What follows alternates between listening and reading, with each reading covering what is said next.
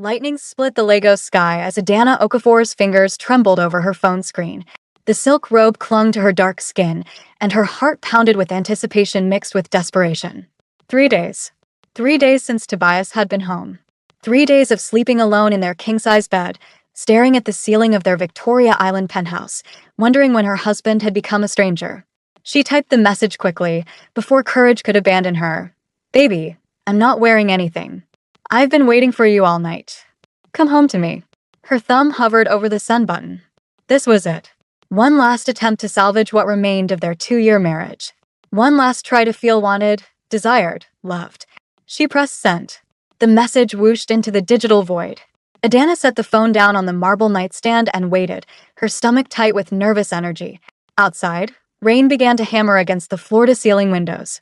She pulled her knees to her chest, remembering their wedding day. How Tobias had looked at her then, like she was the only woman in the world. How his promises had sounded so sincere under the white wedding canopy, surrounded by family and friends. How naive she'd been. 7,000 miles away in Busan, South Korea, Kong Jaewon stood at the window of his penthouse, watching the city lights blur against the night.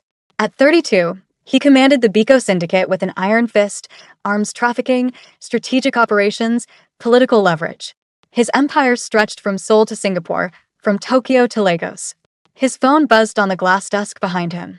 Unknown number. Lagos, Nigeria. He almost ignored it. Almost. But something made him pick it up. Maybe it was the timing. Maybe it was fate disguised as curiosity.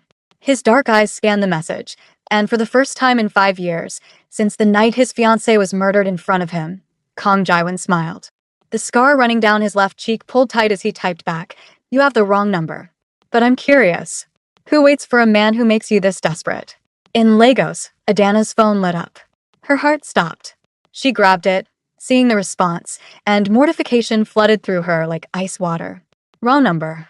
She transposed a digit when copying Tobias's new work phone number from the business card on his desk. "Oh God, I'm so sorry." She typed frantically. "That wasn't meant for you. Please delete it and forget this ever happened." The response came almost immediately. "Why would I delete the most interesting message I've received in years? Tell me about him. This man who makes you wait." Adana should have blocked the number. Should have thrown her phone across the room. Should have done anything except what she did next, she answered. "He's my husband. And he's been gone for 3 days on a business trip. At least, that's what he tells me." In his penthouse, Jaewon's interest sharpened. He gestured to Min Soo-jin, his second-in-command, who stood near the door reviewing security reports. Soo-jin approached, her short black hair framing a face that had seen too much violence for her 29 years. "Get Yun," Jaewon said quietly. "I need a trace on this number." "Boss, is this wise?" Soo-jin's voice carried warning. "We have the Crimson Lotus situation to handle. Lady Han is moving weapons through West Africa. We don't need distractions. Just do it." 10 minutes later, Yun burst into the office, his laptop already open, fingers flying across the keyboard. The young tech specialist's face was illuminated by the screen's glow as he worked his magic through firewalls and encrypted networks. "Got it," Yun said finally. Adana Okafor, 28. Systems analyst. Lives in Victoria Island, Lagos. Clean record. But boss.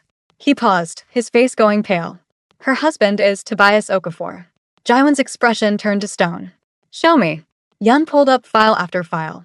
Tobias Okafor, 35. Officially an import-export consultant. Unofficially, an undercover operative for Lady Han Yuri's Crimson Lotus cartel. The man had been feeding intelligence from West Africa directly to Jaewon's most dangerous rival.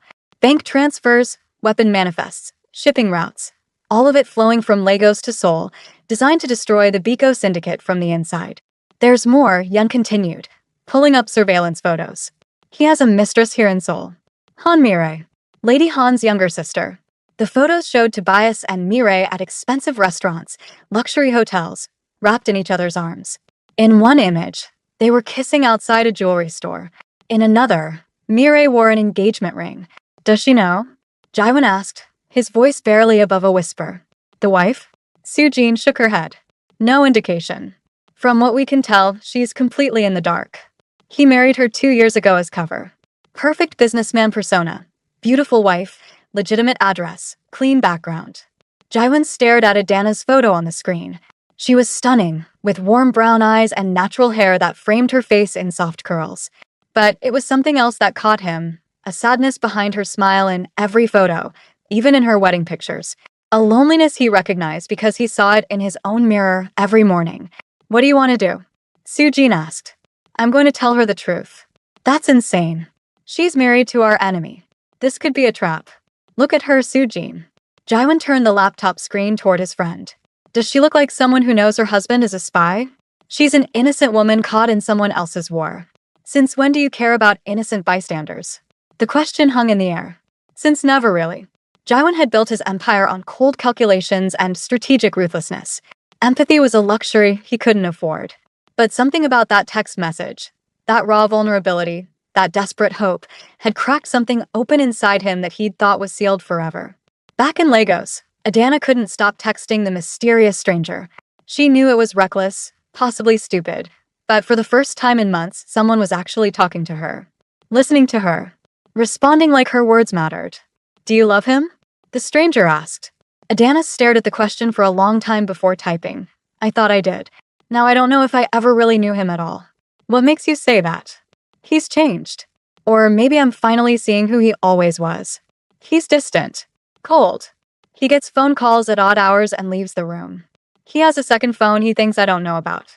When I try to talk to him, he makes me feel crazy for asking questions." "You're not crazy. Trust your instincts." Something about those words made tears spring to Adana's eyes. When was the last time someone had validated her feelings instead of dismissing them? When had Tobias last made her feel heard instead of hysterical? "Who are you?" she typed. A long pause. Then, "Someone who knows what it's like to be betrayed by someone you trusted completely."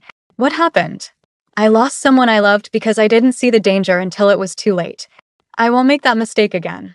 The conversation continued deep into the Lagos night.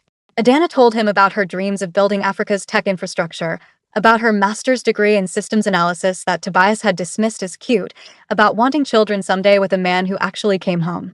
The stranger told her about loss and loyalty, about building something from nothing, about the weight of protecting people who depended on him. Neither revealed their names. Neither mentioned their worlds. For those few hours, they were just two lonely people finding unexpected connection across 7,000 miles.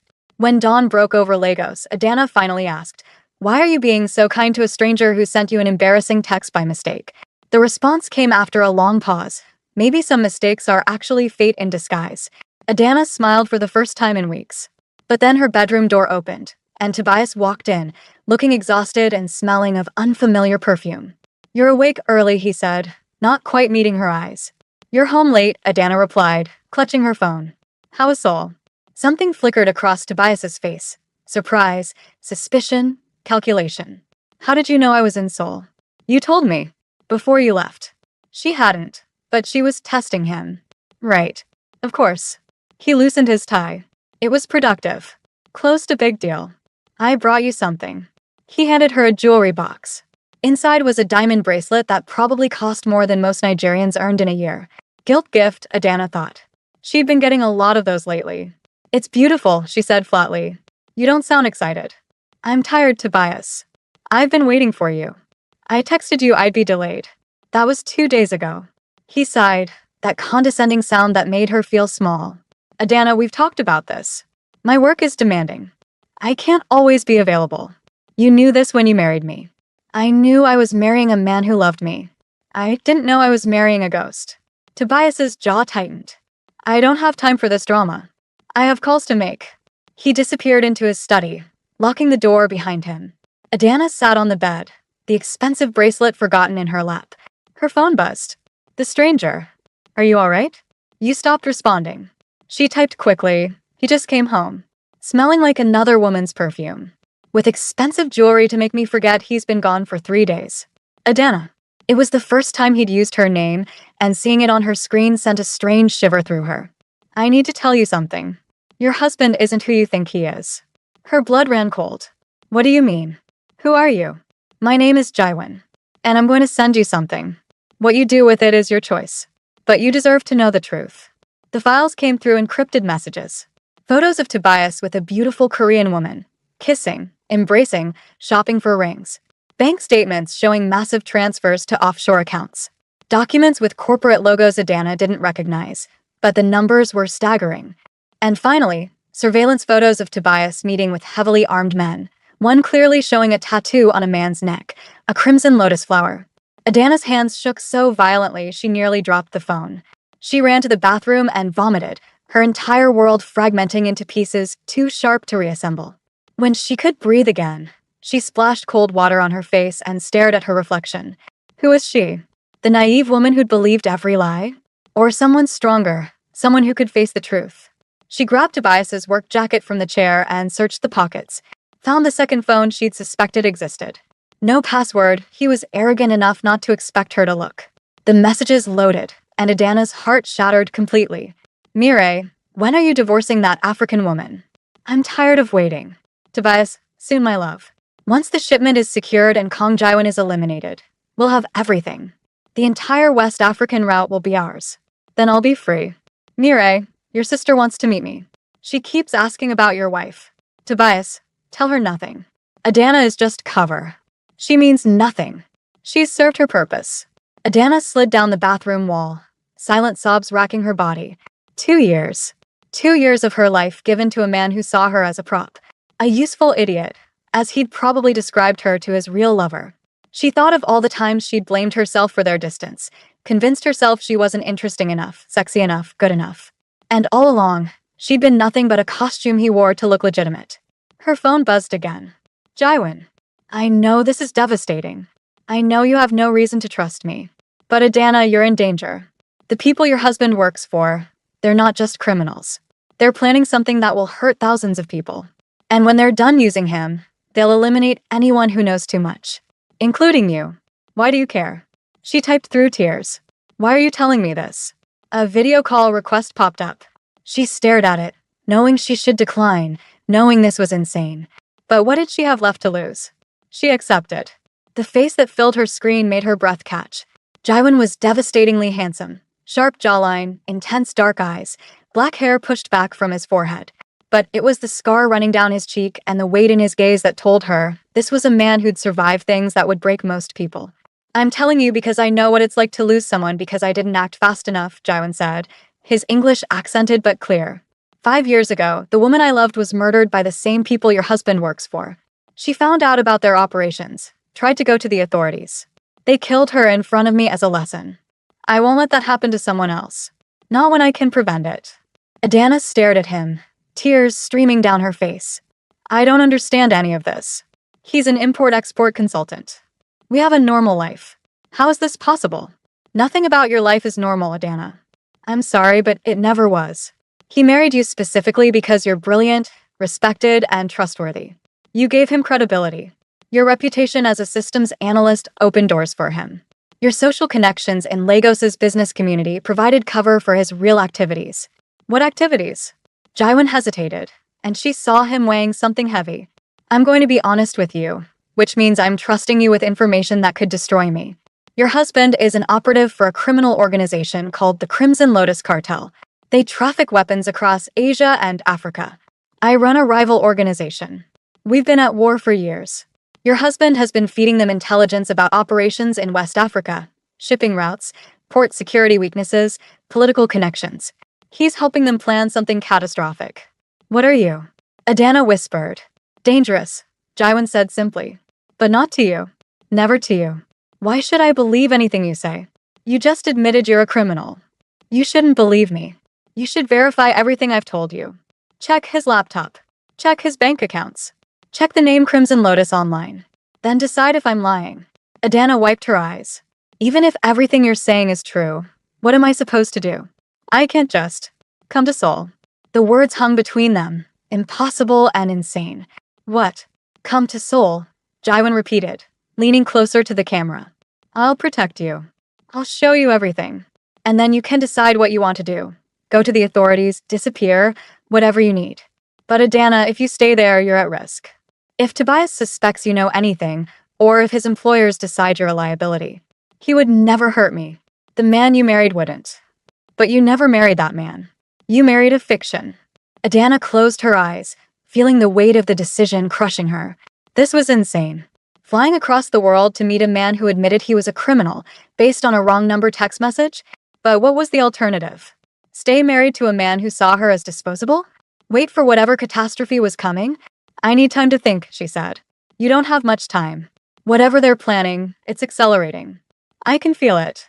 After they ended the call, Adana sat in the bathroom for another hour, trying to breathe through the panic. Finally, she emerged and went to Tobias's study. The door was locked, but she knew where he kept the spare key. In his arrogance, he'd never imagined she'd use it. The study was immaculate, as always. Tobias's laptop sat closed on the mahogany desk. She opened it, expecting a password screen. Instead, it opened directly to his email. He'd been so confident in his deception that he hadn't even bothered with basic security. The emails confirmed everything Jaiwan had told her and worse. Messages about weapon shipments disguised as agricultural equipment. Briefs on port security at Lagos's Apapa terminal. Plans for something called Operation Crimson Dawn scheduled for 2 weeks from now during an international summit in Seoul. Casualty estimates in the thousands. And running through it all, messages to Mireille about their future together, about property they'd purchased in Jeju Island, about the life they'd build once the African problem is resolved. Adana downloaded everything to an encrypted drive, her systems analyst training taking over even as her heart broke. Then she carefully restored everything to exactly how she'd found it. In the bedroom, she pulled out her laptop and booked a flight to Seoul under her maiden name, Adana Nwosu. She'd tell Tobias she was visiting her sister in London, needed space to think about their marriage. He'd be relieved, probably. More time with Mireille without having to pretend. She texted Jaiwan, I'm coming. But if this is a trap, if you hurt me, I promise you'll regret it. His response was immediate. If I hurt you, I'll deserve whatever you do to me. Send me your flight details. I'll have people watching you from the moment you leave your house until you're safe with me. Safe with you. That's an oxymoron if I've ever heard one. Perhaps. But I keep my promises, Adana. And I promise, no one will hurt you while I'm breathing. Something about those words, the fierce certainty in them, made Adana feel the first stirring of something other than despair. Not quite hope, she wasn't ready for that. But maybe the possibility of hope. The idea that she could be more than a victim of someone else's lies. She packed a small bag, careful to take nothing that would indicate she wasn't planning to return. Left a note for Tobias on the kitchen counter. Gone to London to visit Chioma. Need time to think about us. Back in a week. As she closed the apartment door behind her, Adana felt like she was stepping off a cliff into empty air. No idea if she'd fly or fall. No idea if Jaiwan was her salvation or another nightmare. But she knew with absolute certainty that staying was no longer an option. The woman who'd sent that desperate text to the wrong number was gone. Whoever she was becoming would have to be stronger, smarter, and far more dangerous than naive Adana Okafor had ever imagined. The flight to Seoul felt endless. Adana couldn't sleep, couldn't eat, couldn't stop her mind from racing through every possible outcome of this insane decision. She'd left everything, her job, her home, her entire life, based on the word of a stranger who'd admitted he was a criminal. But every time doubt crept in, she remembered Tobias's messages. She means nothing. Those 3 words had destroyed her and somehow rebuilt her into someone capable of this leap. Incheon Airport was overwhelming, massive, gleaming, filled with travelers speaking rapid Korean. Adana felt exposed, vulnerable. She'd just cleared customs when she noticed them. 2 men in dark suits, moving with predatory grace through the crowd, their eyes locked on her. Her heart hammered against her ribs. She walked faster, weaving between tourists and business people, her small suitcase bumping against her leg. The men matched her pace. One spoke into his wrist, and Adana realized with crystal clarity that Jaiwan had been right about everything. She wasn't just a discarded wife. She was a liability that needed to be eliminated. She broke into a run, her sensible flats slapping against polished floors. Behind her, the men gave up pretense and ran too. Adana's breath came in gasps as she sprinted toward the exit, dodging luggage carts and startled passengers. She burst through automatic doors into the parking garage, the cold Seoul air hitting her like a slap. A hand grabbed her arm and she screamed, twisting away, but the grip was iron strong. She spun, ready to fight with nails and teeth in desperation, when a voice said, Adana. It's me. Jaiwan. He was taller than she'd imagined, dressed in all black, his scarred face somehow more striking in person. Behind him, Min Sujin and 4 other armed guards formed a protective semicircle. The 2 men who'd been chasing her skidded to a stop, reaching for concealed weapons. What happened next was brutal poetry. Jaiwan's team moved with surgical precision. Sujin disarmed one pursuer with 3 lightning-fast strikes, dropping him to the concrete. Another guard tackled the second man, a knife appearing in his hand. The whole thing lasted maybe 15 seconds, ending with both attackers unconscious and bleeding on the garage floor. "Get her in the car," Jaiwan ordered, his eyes scanning for additional threats. No. Strong hands guided Adana into a black SUV with tinted windows. She was shaking so violently her teeth chattered. Jaiwan slid in beside her, and the vehicle peeled out of the garage with 3 others following in formation. "You're safe," he said quietly, reaching for her hand. She flinched, and he immediately withdrew. "I'm sorry. I should have anticipated they'd move this quickly. They were going to kill me." Adana's voice sounded distant, shocked. "In an airport. In front of thousands of people. They were actually going to kill me. They would have made it look like an accident or a robbery. These people are professionals." Jaiwan's jaw was tight with rage. "But they failed. You're with me now." Adana looked at him, really looked at him. This man was a stranger. A criminal. Someone who'd just ordered violence as casually as most people ordered coffee. And yet, when his eyes met hers, she saw something that transcended the circumstances that brought them together. Recognition. Understanding. A connection that made no logical sense but felt more real than anything she'd experienced in years. "Thank you," she whispered. "Don't thank me yet. We still have a long way to go." The compound was hidden in the hills outside Busan, a traditional Hanok mansion surrounded by state-of-the-art security. Armed guards patrolled the perimeter, cameras covered every angle, and the main gate looked like it could withstand a tank assault. But inside, the house was surprisingly beautiful. Paper screens filtered soft light across wooden floors. A garden with a koi pond occupied the central courtyard. It was elegant, peaceful, completely at odds with the violence that had just unfolded. Sujin showed Adana to a guest room that was larger than her entire Lagos apartment. "Get some rest," the Korean woman said, her tone neutral but not unkind. "You're safe here. No one gets past our security." "Why are you helping me?" Adana asked. "You don't know me. And from what I understand, I'm connected to your enemies." Sujin studied her for a long moment. "The boss sees something in you. And I've learned to trust his instincts, even when they seem crazy. Which this definitely does." She almost smiled. "But you should know, if you betray him, if this is some elaborate trap, I'll kill you myself." "It's not a trap. I didn't even know any of this existed until 2 days ago. I believe you. Which is why you're still breathing." Sujin left, closing the door softly behind her. Adana stood in the center of the beautiful room, feeling like she'd stepped into an alternate reality. Yesterday, she'd been a systems analyst in Lagos, worried about her failing marriage and her next work presentation. Today, she was in a Korean crime lord's compound, having nearly been assassinated in an airport. The surreality of it threatened to overwhelm her. A knock on the door. "Come in," she called, expecting Sujin. It was Jaiwan, carrying a tray with tea and what looked like Korean snacks. "I thought you might be hungry. You didn't eat on the plane." "How do you know that?" "I had someone on your flight. Watching." Most women would find that creepy. Adana found it oddly comforting. "You really meant it when you said you'd protect me." "I never say things I don't mean." He set the tray on a low table and poured tea with practiced grace. "Adana, we need to talk about what happens next." She sat across from him, accepting the cup. The tea was fragrant, warming her from the inside. "Show me everything. All of it. I want to know exactly what Tobias is involved in." For the next 3 hours, Jaiwan laid it all out. Lady Han Yuri's Crimson Lotus cartel controlled weapons trafficking across East Asia and West Africa. They'd been at war with the Biko Syndicate for control of strategic routes and political influence. Tobias was one of Lady Han's most valuable assets, a perfect cover identity, positioned to gather intelligence and facilitate operations across the African continent. "But it's bigger than territory disputes now," Jaiwan said, pulling up files on his laptop. "They're planning something catastrophic. Operation Crimson Dawn.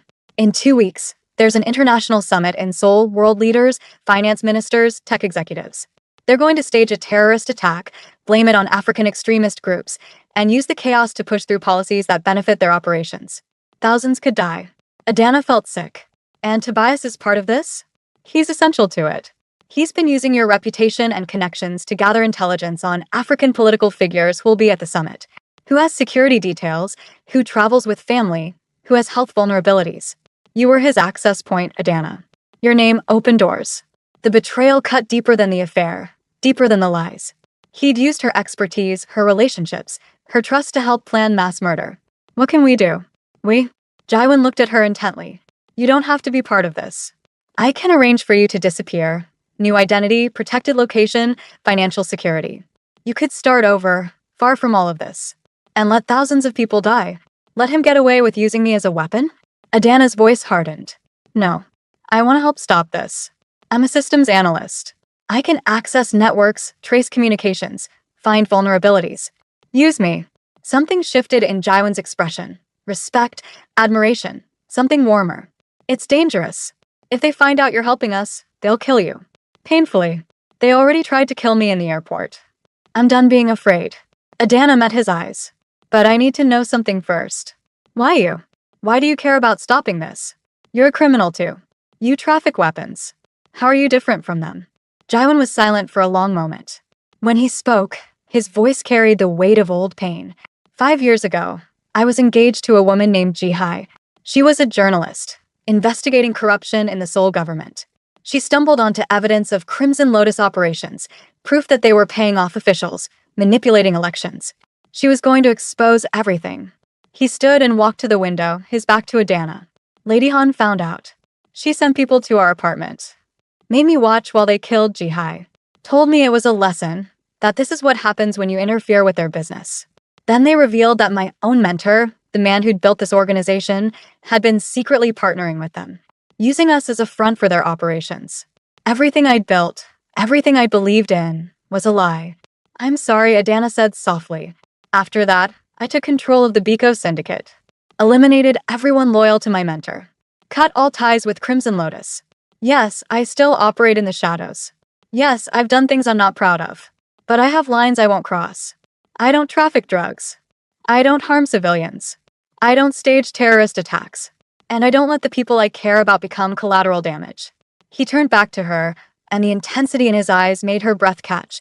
So when I saw that text message from you and discovered who you were married to, I saw a chance to protect someone before it was too late. To not repeat the mistake that cost Jihai her life. Maybe it was selfish. Maybe I'm trying to save you to save myself from that guilt. But Adana, I swear to you, I will not let them hurt you. Adana stood and crossed the room to him. She shouldn't trust this man. Shouldn't feel this pull toward someone so dangerous. But standing close to him, seeing the raw honesty in his scarred face, she felt safer than she'd felt in years. Then teach me, she said. Teach me how to fight. How to protect myself. How to be someone they can't hurt anymore. Over the next week, Adana's world transformed. Jaiwan was true to his word. Every morning, Sujin trained her in self-defense. How to break holds, where to strike to disable an attacker, how to move with awareness and confidence. Every afternoon, she worked with Yun, using her systems analyst expertise to hack into Tobias's encrypted communications, tracing money flows and mapping the Crimson Lotus network. And every evening, she sat with Jaiwan, planning their counter-operation. But it was the nights that changed everything. After strategy sessions and security briefings, when the compound quieted and guards changed shifts, Jaiwan would find her on the garden veranda, unable to sleep.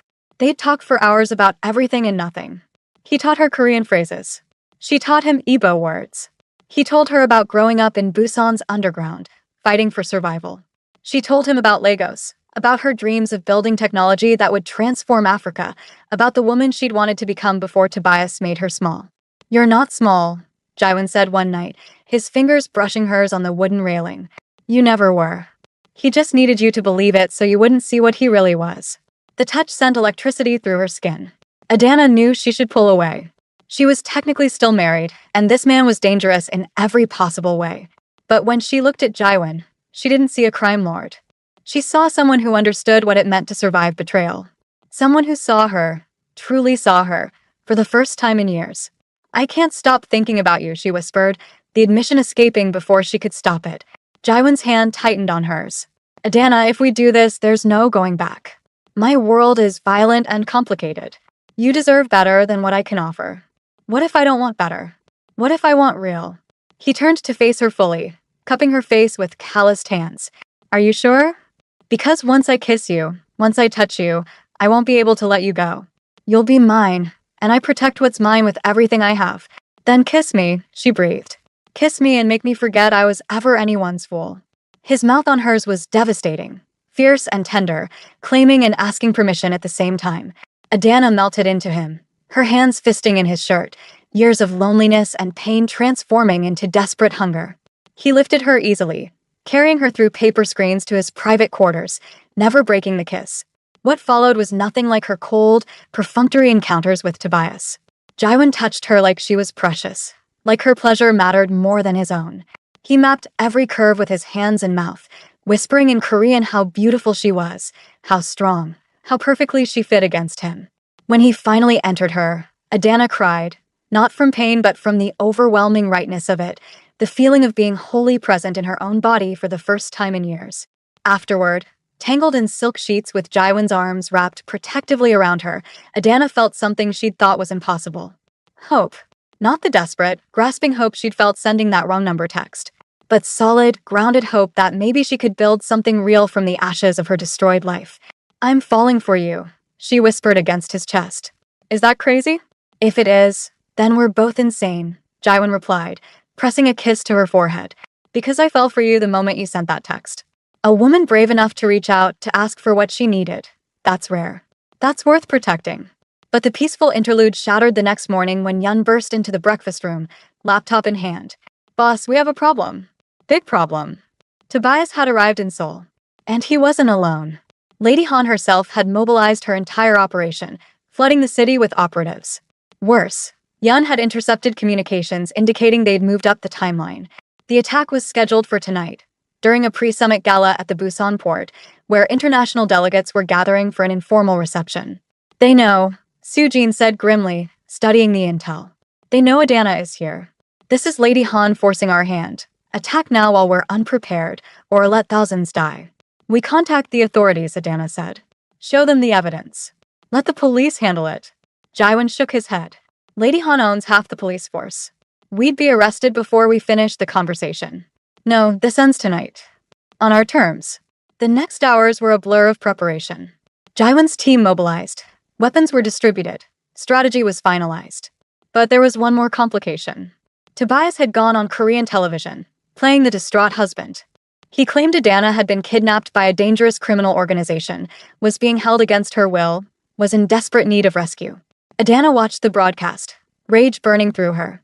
Even now, even knowing she'd discovered his betrayal, he was trying to control the narrative, make her the victim, himself the hero. "I want to face him," she said quietly. "Before this ends, I want him to see what he created." Jaiwan arranged it. Neutral ground, an upscale hotel, private conference room, security on both sides. Tobias arrived with Mireille, his Korean mistress, both of them confident and smiling. Their expressions shifted to shock when Adana walked in, not as a victim but as a warrior. She wore a stunning black hanbok-inspired dress that Jaiwan had commissioned for her, her natural hair styled elegantly, her eyes cold as ice. "Hello, husband," Adana said, the word dripping with contempt. "Adana, thank God." Tobias tried to approach, but Jaiwan stepped between them. "These people have brainwashed you. Whatever they've told you, don't." Adana's voice could have cut glass. "Don't you dare try to gaslight me. I know everything, Tobias. The Crimson Lotus cartel. Your engagement to Mireille. Operation Crimson Dawn. The attack you're planning for tonight. I know you married me as cover, used my reputation and connections, and planned to kill me when I was no longer useful. So please spare me the concerned husband performance." Tobias's mask slipped, revealing cold calculation underneath. "You always were smarter than you looked. I underestimated you." "Your first mistake," Jaiwan said quietly. "Your second was touching what belongs to me." Mireille laughed, a sharp sound. "Belongs to you?" "She's still legally married to Tobias. She's nothing but—" Her words cut off as she pulled a gun from her purse, aiming at Adana. But Soo-jin was faster, disarming and subduing the Korean woman in seconds. Tobias tried to run, pressing his wrist communicator and shouting in Korean. "He's calling it in," Yun said urgently through their earpieces. "They're moving the attack to now. Right now." They raced to Busan port in a convoy of black vehicles, Jaiwan coordinating with his teams through secure channels. The port was massive, shipping containers stacked like metal mountains, cranes towering against the night sky, and somewhere in that industrial maze, enough explosives to level several city blocks. The gala was in full swing at the port's event center. Adana could see dignitaries through the windows, elegant people in formal wear, completely unaware they were standing on top of a bomb.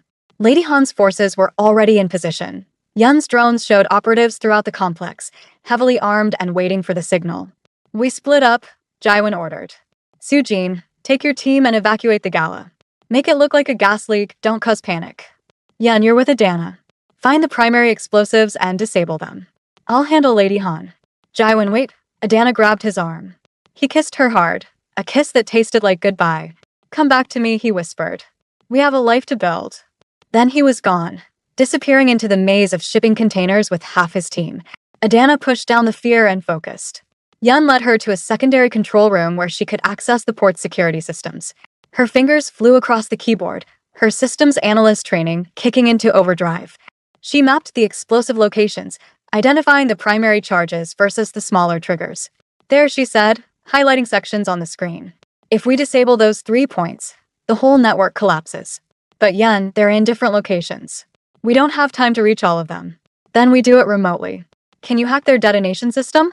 Adana was already typing, breaking through firewalls and encryption. Sweat beaded on her forehead as she worked, aware that every second counted. Behind her, she heard gunfire, Jaiwan's team engaging Lady Han's forces. She blocked it out, focused only on the code streaming across her screen. Got it, she breathed. I'm in their system. Initiating shutdown sequence. The explosives disarmed one by one, her screen showing green confirmations. But then warning lights flashed. Someone was trying to override her commands. Restart the countdown. Adana's hands moved faster, typing code to lock them out, building digital walls between the detonators and their remote triggers. A door burst open. Tobias stood there, gun in hand, his face twisted with rage. You really think you can stop this? You're just a naive woman playing in a world you don't understand. I understand enough, Adana said, not taking her eyes off the screen. I understand you're a coward who hides behind women and lies. I understand you underestimated me because I loved you. That was your fatal mistake. Tobias aimed the gun at her head. But before he could fire, Adana spun, using the moves Sujin had taught her. She knocked the weapon aside, drove her palm into his nose, and when he staggered back, she grabbed the gun and pointed it at him with steady hands. It's over, Tobias. The explosives are disabled. Lady Han's operation is falling apart, and you're going to spend the rest of your life in prison. Sirens wailed in the distance. Yun had contacted his source in the Korean National Intelligence Service, and now police and military vehicles were flooding the port. Through the control room windows, Adana could see Lady Han's operatives being arrested, their carefully orchestrated attack crumbling into chaos. But where was Jaiwan? She left Tobias zip-tied on the floor under Yun's guard and ran into the maze of shipping containers, following the sound of gunfire. Her heart hammered with terror. What if she'd survived all of this only to lose him? What if their connection, born from a wrong number and desperation, ended tonight in blood and violence? She found them on a rooftop platform overlooking the port, Jaiwan and Lady Han circling each other like predators. Both were bloodied, exhausted, but neither willing to yield. Lady Han was older than Adana expected, maybe 50, but she moved with deadly grace. You should have stayed in your lane, Kong Jaiwan, Lady Han hissed. This is bigger than you. Bigger than your pathetic syndicate. We could have ruled together. You killed Jihai, Jaiwan said, his voice eerily calm. You murdered an innocent woman to send a message. And tonight you were willing to kill thousands more for profit and power. We're nothing alike, aren't we? You've killed. You've destroyed. You've built an empire on violence. The only difference between us is I'm honest about what I am. Jaiwan glanced at Adana, standing at the platform entrance. Something in his expression shifted, softened. No. The difference is I found something worth changing for. Someone worth being better for. Lady Han laughed bitterly. Love? You're going to lecture me about love?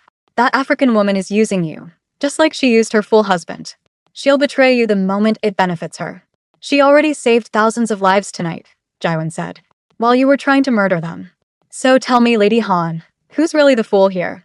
Lady Han lunged, a knife flashing in her hand. The fight was brutal and fast. Adana watched in horror as they grappled near the platform's edge, a 50-foot drop to concrete below.